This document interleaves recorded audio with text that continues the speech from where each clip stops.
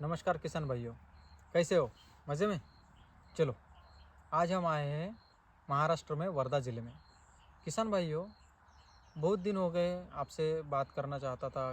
Field पे continuous रहते तो वीडियो बनाने का चांस नहीं मिलता। लेकिन अभी हम थोड़ा सा रिलैक्स के लिए बैठे हैं। अभी दिन के 3:30 बज चुके हैं, तो कड़ी धूप है। तो किसान भाइयों, चलो लगा कि ये जो जानकारी है कि समर में जो अपने बागवानी होती है उसका जो प्रैक्टिसेस होती है उसमें क्या करना चाहिए, ये बहुत इम्पोर्टेंट जानकारी होती है। किसान भाइयों, क्या होता है कि महाराष्ट्र में कई जगह पे जो टेम्परेचर ज़्यादा होता है, ऐसी पोजीशन में बहुत से बगीचे फेल्योर्स हो जाते हैं। किसी के पास पानी की अवेलेबिलिटी नहीं होती, तो बगीचे को कैसे चलाना, ये सब लोगों को पता होना आवश्यक है। नहीं तो क्या होता है, हमने जो इन्वेस्टमेंट की होती है ना, वो एक ही साल में ख़त्म हो जाती है। तो किसान भाइयों, अभी हम जहाँ पे आए हैं नीता फार्म, जो सेवाग्राम में स्थित है। तो यहाँ की जो ज़मीन देखोगे, मैं आपको बताऊंगा कि पूरी तरीके से वाइट मुरूम होता है, वो वाइट मुरूम वहाँ पे 1 फीट के नीचे आप यहाँ पे गड्ढा कर नहीं सकते हो। यहाँ पे आप देख रहे हो कि ड्रैगन फ्रूट हमने लगाया है 1 एकड़ में, अमरूद है हमारा यहाँ पे 4 एकड़ में, कस्टर्ड एप्पल है हमारा 2-3 एकड़ में। तो यहाँ पे जो पूरी तरीके से हमने डेवलपमेंट किया है, पूरी 100% क्या है, ड्रिप के द्वारा किया हुआ है। तो किसान भाइयों, आप अगर ऑर्चर्ड करना चाहते हो तो सबसे पहले आपको ड्रिप करना उतना ही आवश्यक है। उसके बाद हम देखेंगे कि एक जो आप हम जिस क्रॉप में बैठे, ड्रैगन फ्रूट फसल है। तो ये फसल में लोग बोलते हैं कि ड्रैगन फ्रूट है कि इसमें कितना भी टेम्परेचर रहे, टेम्परेचर वाली फसल है, तो इसमें टेम्परेचर का कोई इशू नहीं है। तो किसान भाइयों, मैं आपको बताना चाहूँगा कि कोई भी फसल एक स्पेसिफिक लिमिट के टेम्परेचर पर भी सर्वाइव कर पाती है। ग्लोबल वार्मिंग के वजह से क्या हो रहा कि टेम्परेचर में हर साल बढ़ोतरी हो रही है। आज अभी हम 50 पे जाने वाले इस साल। तो ये एक लेवल तक क्या है, बहुत बड़ा अपने को एक लेवल पे हम देखा जाए तो हम एक नाश के ओर जा रहे हैं। तो किसान भाइयों, हम जो काम कर रहे हैं, हर साल 1 लाख के ऊपर हम लोग प्लांटेशन कर रहे हैं, तो हमारा भी कुछ सहयोग हो रहा कि हम लोग ग्लोबल वार्मिंग कम करने के लिए सर्वाइव कर सकते हैं। 46 के आगे जैसे जैसे टेम्परेचर बढ़ता है, या 46 के लगभग जो होता है, तो ये क्या होता है, इसमें आप देखा जाए तो इसमें 80-85% क्या होता है, वाटर परसेंटेज होता है। तो ये इसमें जो पानी रहता है वो पूरी तरीके से हीट होना चालू होता है, बॉईल होना चालू होता है। तो ऐसी पोजीशन में क्या होता है, इसकी जो पूरी सेल्स होती है वो डैमेज होती है। और सेल्स डैमेज होने के बाद क्या होता है, पूरी तरीके से पूरा ये ख़राब होने लगता है फंगस के थ्रू। तो इसी तरीके से पूरे बगीचा फेल होते हैं। इसी वजह से क्या हुआ कि यहाँ से 2-3 साल पहले अगर देखा जाए, तो ड्रैगन फ्रूट में जो फेल्यूअर्स आए, तो उसका मुख्य कारण था सनबर्निंग। तो ये जो प्रॉब्लम्स होता है जो हीट की वजह से, तो इसमें बचना कैसा है, ये भी सभी किसानों को पता होना चाहिए।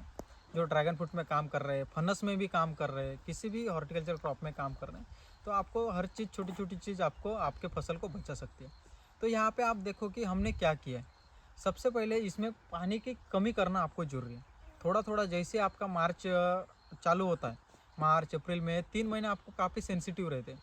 तो अप्रैल और मई, इसमें क्या करना है, आपको पानी का जो ड्यूरेशन पीरियड है आप थोड़ा सा कम कर दो, पूरा कम मत कीजिए। थोड़ा सा आपको इसको चलाना है, ज़्यादा ग्रोथ के ऊपर ध्यान ना देते हुए सिर्फ इसको आपको क्या करना है, चलाना है। अगर हम इस पर नेट करते हैं, तो नेट की वजह से किसान भाइयों आपका खर्चा बढ़ता है।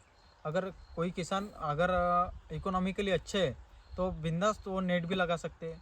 लेकिन हम अगर नॉर्मल किसान हैं, तो आपको क्या करना है किसान भाई, हम देखोगे आपको इसे एक वाइट लेयर तैयार दिख रही होंगी, देखो। तो ये क्या है, ये देखो। तो ये क्या है, केओलिन पाउडर है, जिसे हम चाइना के लिए बोलते हैं। तो ये सिलिकॉन बेस होता है। तो इसकी वजह से क्या होता है, एक लेयर इसके ऊपर तैयार होने की वजह से जो ही टेम्परेचर रेज इसमें गिरते हैं, तो वो पहले ठंडा हो जाता है, उसके बाद उसके स्टोमेटो को जाते हैं। स्टोमेटो की जो काम करने की कैपेसिटी है उसमें वो कम करता है। तो इसकी वजह से जो फोटोसिंथेसिस उसकी जो स्पीड है वो कम होने की वजह से इसमें डिसीजेस कम हो जाते हैं, और पानी का जो इवापोरेशन है, इवापोरेशन भी है, वो भी कम होता है। तो किसान भाइयों, सबसे पहले आपको पानी के ऊपर ध्यान देना है इरिगेशन पैटर्न के ऊपर। आपको सिलिकॉन बेस्ड जो कोई भी प्रोडक्ट है, ग्रीन मिराकल है या फिर अपना केओलिन है, इसका आप यूज़ अच्छी तरीके से कर सकते हो। आपको पौधों को अगर बचाना है, नेट का आप यूज़ कर सकते हो। यहाँ पे देखोगे तो ये देखो, यहाँ पे हमने क्या लगाया, तुअर लगाया। ये जैसे जैसे समय आएगा ये वैसे वैसे बढ़ती जाएगी। उसके बाद यहाँ पे क्या करना है किसान भाइयों, आपको आप देखोगे जहाँ पे हम बैठे हैं, तो यहाँ के चारों ओर या फिर राउंड में आप क्या कर सकते हो, मक्का लगा सकते हो, या फिर जो चारा पीक होता है वो लगा सकते हो थोड़ा सा अंतराल से। तो ये जो 5-6 फीट ऊपर जाने के बाद इसको एक क्या करेगा, शैडो करेगा। शैडो की वजह से यहाँ का टेम्परेचर क्या होगा, कम हो जाएगा।